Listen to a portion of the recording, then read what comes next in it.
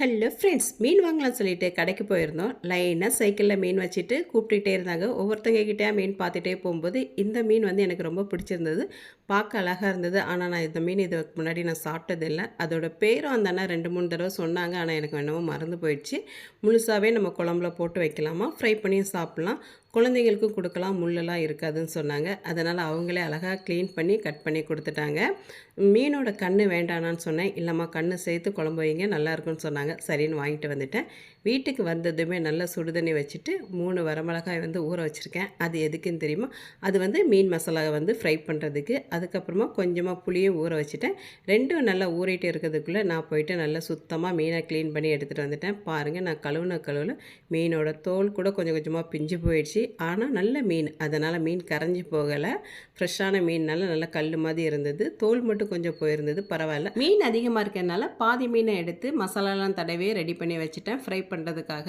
இந்த குழம்பு வைக்கிறது வரைக்கும் இது ஊறிட்டு இருந்தால் போதும். அதுக்கப்புறமா நம்ம எடுத்து ஃப்ரை பண்ணி சாப்பிட்றதுக்கு சூப்பராக இருக்கும். மசாலா பார்த்திங்கன்னா ரொம்ப ரொம்ப சிம்பிளான மசாலா. அது நம்ம வீட்டில் இருக்கிறத மட்டும்தாங்க வச்சு போட்டிருக்கேன்.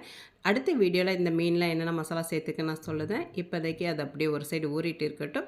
நம்ம வந்து குழம்பு செய்ய ஆரம்பிச்சிடலாம். ஒரு அகலமான பாத்திரத்தில் 3 டேபிள் ஸ்பூன் அளவுக்கு நல்லெண்ணெய் சேர்த்துக்கலாம். மீன் குழம்பு, கருவாட்டு குழம்பு இது எல்லாத்துக்குமே கண்டிப்பாக நீங்கள் நல்லெண்ணெயில் தாங்க நீங்கள் செய்யணும்.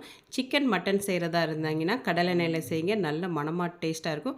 ரீஃபைண்ட் ஆயில் மட்டும் எதுக்குமே யூஸ் பண்ணிடாதீங்க.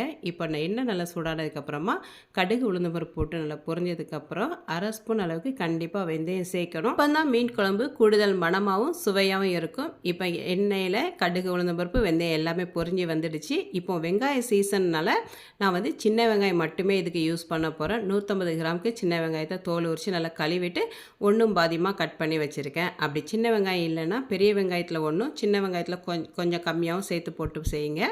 நான் வந்து இன்றைக்கி ஃபுல்லாகவே சின்ன வெங்காயம் மட்டும்தான் சேர்த்துருக்கேன். இப்போ நல்ல சீசன் டைம், இது எல்லாமே யூஸ் பண்ணிக்கிறது ரொம்ப நல்லது.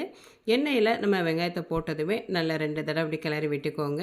எண்ணெயிலே நல்லா அது வதங்கணும். இது நல்லா பொரிஞ்சிட்டு இருக்கிறதுக்குள்ளே ஃப்ரெஷ்ஷான கருவேப்பிலை 2 கொத்தளவுக்கு சேர்த்துக்கோங்க. நல்ல எண்ணெயிலே வந்து நம்ம கருவேப்பிலையை சேர்த்து வதக்கி சாப்பிடும்போது குழம்புல போடுற கருவேப்பிலை யாருமே தூக்கி வெளியில் வைக்க மாட்டாங்க. ஒரு தடவை சாப்பிட்டு பார்த்தாங்கன்னா அது வந்து அவங்களுக்கு ரொம்ப பிடிச்சி போயிடும். அப்போ தான் நம்ம முடி வந்து அப்பப்போ கொட்டுற முடி ஸ்டாப் ஆகி நல்லா கருமையாக நீளமாக வளரும். கருவேப்பிலையால் மட்டும்தாங்க முடியை நல்லா அடர்த்தியாக கொண்டுட்டு வர முடியும். அதனால் எப்பப்போ குழம்புலலாம் கருவேப்பிலை சேர்க்க முடியுமோ அப்படியெல்லாம் சேர்த்து உணவோட பசங்களுக்கு உள்ளே தள்ளிடுங்க.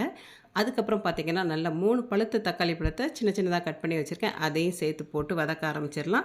வெங்காயம், தக்காளி நல்லா வதங்கி வர்றதுக்கு இப்போதைக்கு கொஞ்சமாக நான் கல் உப்பு சேர்த்துருக்கேன்.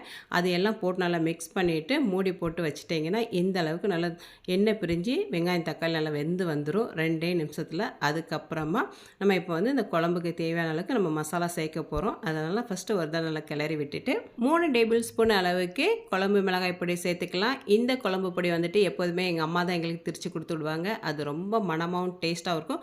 குழம்பும் பார்த்திங்கன்னா நல்லா திக்காக இருக்கும். அப்படி குழம்பு பொடி இல்லாதவங்க 2 டேபிள் ஸ்பூன் அளவுக்கு மல்லிப்பொடி, 1 ஸ்பூன் வத்தல் பொடி சேர்த்துக்கோங்க. அப்போ தான் கூட்டு சேரும். அதுக்கப்புறம் பார்த்திங்கன்னா மஞ்சள் பொடி ஒரு 1/4 ஸ்பூன் போட்டுட்டு எண்ணெயிலே மசாலா நல்லா மிக்ஸ் ஆகிற வரைக்கும் நல்லா கலந்து விட்டுக்கலாம். இப்போ பாருங்கள், எல்லாம் நல்லா கலந்து விட்டாச்சு. இந்த டைமில் வந்துட்டு ஒரு பச்சை மிளகாய் 2ஆக உடச்சி நான் போட்டிருக்கேன். உங்களுக்கு காரம் இன்னும் பிடிக்குன்னா 2 மிளகாய் கூட நல்லா கீறி போட்டுக்கோங்க. அதுக்கப்புறமா நம்ம ஃபஸ்ட்டு ஊற வச்சுருந்தால அந்த புளி இந்நேரம் நல்லா ஊறி வந்துடுச்சு. நல்லா கரைச்சிட்டு அதையும் சேர்த்துடலாம். நான் புளியை கொஞ்சம் கம்மியாக தான் சேர்த்துருக்கேன். ஏன்னா இப்போ வந்து தக்காளி பழம் சீசன்றனால பழுத்த தக்காளி பழமாக சேர்த்துருக்க போயிட்டு அந்த புளிப்புக்கும் இந்த புளியோட அளவு கொஞ்சம் கம்மியாக சேர்த்துட்டோம்னா கரெக்டாயிரும். புளி தண்ணி ஊற்றுனதுன்னு நல்லா மிக்ஸ் பண்ணி விட்டுருங்க. பாருங்கள், பார்க்குறதுக்கு எப்படி தொக்கு மாதிரி இருக்குன்ட்டு. இதுவே நம்ம பழைய சாதத்தோடு தொட்டு சாப்பிட்டுக்கலாம், சூப்பராக இருக்கும். இப்போ அந்த குழம்புக்கு தேவையான அளவுக்கு நான் தண்ணி சேர்த்துருக்கேன். இன்றைக்கி நான் தண்ணி ரொம்ப கம்மியாக தான் சேர்த்துக்க போகிறேன்.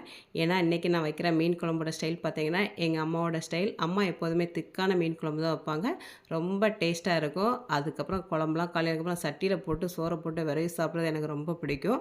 அந்த ஸ்டைலில் தான் இன்றைக்கி நான் பண்ணியிருக்கேன். மீன் குழம்புக்கு தேவையான அளவுக்கு தண்ணி சேர்த்துட்டு மிதமான தீயில மூடி போட்டு வைக்கணும். ஃபஸ்ட்டு ஒரு கொதி வரும்போதே நம்ம வந்து ஃப்ரெஷ்ஷான கொத்தமல்லியில் கட் பண்ணி வச்சுருக்கேன். அதை தாராளமாக ஒரு கைப்பிடி அளவுக்கு எடுத்து உள்ளே தூற்றி விட்டுட்டு மூடி போட்டுருங்க. எல்லா குழம்புக்கும் நம்ம லாஸ்ட்டில் தான் மல்லி இலை சேர்ப்போம். ஆனால் எங்கள் அம்மா வைக்கிற மீன் குழம்புக்கு பாதியிலையும் மல்லி இலை சேர்ப்பாங்க, லாஸ்ட்லேயும் சேர்ப்பாங்க. அது டிஃப்ரெண்ட் டேஸ்ட்டாக இருக்கும். இப்போ வந்து குழம்பு நல்லா கொதிச்சுட்டு இருக்கட்டும். அதுக்குள்ளே ஒரு தேங்காய் பேஸ்ட்டு ரெடி பண்ணிட்டு வந்துடலாங்க. இதுதான் இதோட சீக்ரெட் மணமும் டேஸ்ட்டுக்குமே. தேங்காயை சேர்த்துட்டு கூடவே ஒரு 5-6 சின்ன வெங்காயத்தை உரித்து போட்டுக்கோங்க. கொஞ்சமாக தண்ணி விட்டு நல்லா திக்கான பேஸ்ட்டு கரைச்சிட்டு வந்துடலாம். அந்த தேங்காய் பேஸ்ட்டும் இன்னும் நல்லா மணமாக இருக்கும். அதுக்குள்ளே இங்கே குழம்பு பார்த்திங்கன்னா நல்ல தண்ணியெல்லாம் வற்றி எண்ணெய் நல்லா பிரிஞ்சு வந்திருக்கு. இந்த டைமில் பார்த்திங்கன்னா நல்ல மணமாக இருக்கும். மசாலையோட பச்சை வாசனைலாம் போயிடுச்சான்னு செக் பண்ணி பார்த்துட்டு நம்ம அரைச்சி வச்சுருக்க தேங்காய் பேஸ்ட்டை உள்ளே சேர்த்துக்கோங்க.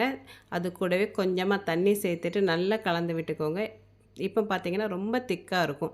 இந்த மாதிரி திக்காக இருந்துச்சுன்னா மீன் போட்டதுமே உள்ளே மூழ்காது. அதனால் இன்னும் கொஞ்சமாக 1/4 டம்ளர் அளவுக்கு தண்ணி சேர்த்துக்கலாம். தேங்காய் பேஸ்ட்டு போட்டதுமே அதிகமாக கொதிச்சிடக்கூடாது. அதனால் தேங்காய் போட்டதுமே குழம்புக்கு தேவையான அளவுக்கு உப்பு சேர்த்து நல்லா கலந்து விட்டுறணும். நம்ம ஃபஸ்ட்டு கொஞ்சம் உப்பு சேர்த்துருக்கோம், அதனால் இப்போ கொஞ்சம் உப்பு சேர்த்துருக்கேன். இது ரெண்டையும் சேர்க்கும்போது குழம்புக்கு தேவையான அளவுக்கு உப்பு கரெக்டாக வந்துடுச்சு. அதுக்கப்புறமா நம்ம கழுவி வச்சுருக்க மீனை ஒன்று ஒன்றா உள்ளே போட்டுடலாம். இது ஃபஸ்ட் டைம் நான் வந்து முழு மீன் போட்டு குழம்பு வைக்கிறேன். இந்த மீன் குழம்பு நிஜமாகவே நல்ல மணமாகவும் சுவையாகவும் இருந்துச்சுங்க. இதே மாதிரி நீங்கள் செஞ்சு பாருங்கள். தேங்காய் பேஸ்ட்டு போட்டு அரைச்சி பாருங்கள். அதுவும் தேங்காய் மட்டும் இல்லைங்க, கூட சின்ன வெங்காயம் போடுறதுனால குழம்பு நல்ல ஒரு மணமாக டேஸ்ட்டாக இருக்கும். எல்லா மீனையும் நல்லா உள்ளே இறக்கிட்டு ஒரு தடவை மட்டும் கிண்டி கொடுத்துட்டு மிதமான தீயில மூடி போட்டு வச்சிடலாம். அடிக்கடி கிண்டி விட்டோன்னா மீனெல்லாம் உடஞ்சி போயிடும். அதுக்கப்புறம் ஒரு 5 நிமிஷம் கழித்து ஓப்பன் பண்ணி பார்த்தீங்கன்னா இப்படி மணக்க மீன் குழம்பு ரெடி ஆயிரும். இந்த டைமில் லாஸ்ட்டாக ஒரு கைப்பிடி அளவுக்கு கொத்தமல்லி இலை தூவி ஸ்டவ் ஆஃப் பண்ணிட வேண்டியதாங்க. அங்கே பாருங்கள், மீனை எடுத்து கூட காட்ட முடியல. ஏன்னா ஒரு மீனுக்கு மேலே இன்னொரு மீன் இருக்க போயிட்டு அது உடஞ்சி போயிடுற மாதிரி இருக்கு. ஆனால் மீன் நல்லா வெந்து வந்துடுச்சு. இதப்போ மணக்கும் மீன் குழம்பு ரெடி ஆயிடுச்சுங்க. அப்படியே ஸ்டவ் ஆஃப் பண்ணி ஒரு சைடு இறக்கி வச்சிடலாம். அடுத்து என்ன மசாலா தடவி வச்சிருக்க மீனும் நல்லா ஊறி வந்துடுச்சு. பொரிச்சிட வேண்டியதாங்க. இதில் என்னென்ன மசாலா சேர்த்துருக்கேன்னு சொல்லியிருந்தேன். ஃபஸ்ட்டே ஊற வச்சிருந்த காஞ்ச மிளகா, மிளகோட காரம் தான் இதில் அதிகமாக இருக்கும். அதுக்கப்புறமா கொஞ்சமாக கரம் மசாலா, இஞ்சி பூண்டு, அதுக்கப்புறம் மல்லி இலை, கருவேப்பிலை, கொஞ்சமாக கார்ன்ஃப்ளவர் போட்டு தேவையான அளவுக்கு உப்பு போட்டு கொஞ்சம் லெமன் ஜூஸ் புழிஞ்சு விட்டு நல்ல திக்கான பேஸ்ட்டை அரைச்சிட்டு வந்து மீன் மேலே தடவி வச்சுட்டிங்கன்னா சூப்பராக இருக்கும். இந்த மீன் மணமாகவும் டேஸ்ட்டாகவும். அதுக்குள்ளே சோறும் வடிச்சிட்டேன்.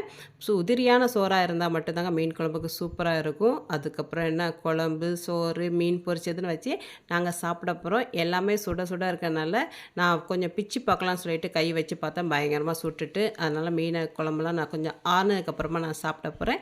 இதே டேஸ்ட்டில் நீங்களும் வச்சு சாப்பிட்டு பார்த்துட்டிங்கன்னா வாரம் வாரம் நீங்கள் மீன் எடுக்கும்போது இந்த ஸ்டைலில் மட்டும்தாங்க வைப்பீங்க. இப்படி மீன் குழம்பு நீங்கள் வச்சு கொடுத்துட்டிங்கன்னா சாப்பிட்டு பார்க்குறவங்க எல்லாருமே மீன் குழம்புனா இப்படி தான் இருக்குன்னு சொல்லிட்டு உங்களை ரொம்ப ரொம்ப பாராட்டுவாங்க. நிச்சயமாக இந்த வீடியோ உங்களுக்கு பிடிக்கும்னு நினச்சிருக்கேன் ஃப்ரெண்ட்ஸ். பிடிச்சிருந்தா ஃப்ரெண்ட்ஸ் அண்ட் ஃபேமிலிக்கெலாம் ஷேர் பண்ணிவிட்டு நம்ம சேனலை சப்ஸ்கிரைப் பண்ணிவிட்டு சப்போர்ட் பண்ணுங்கள் ஃப்ரெண்ட்ஸ். அடுத்த ஒரு இன்ட்ரெஸ்டிங்கான வீடியோவில் சந்திக்கின்றேன்.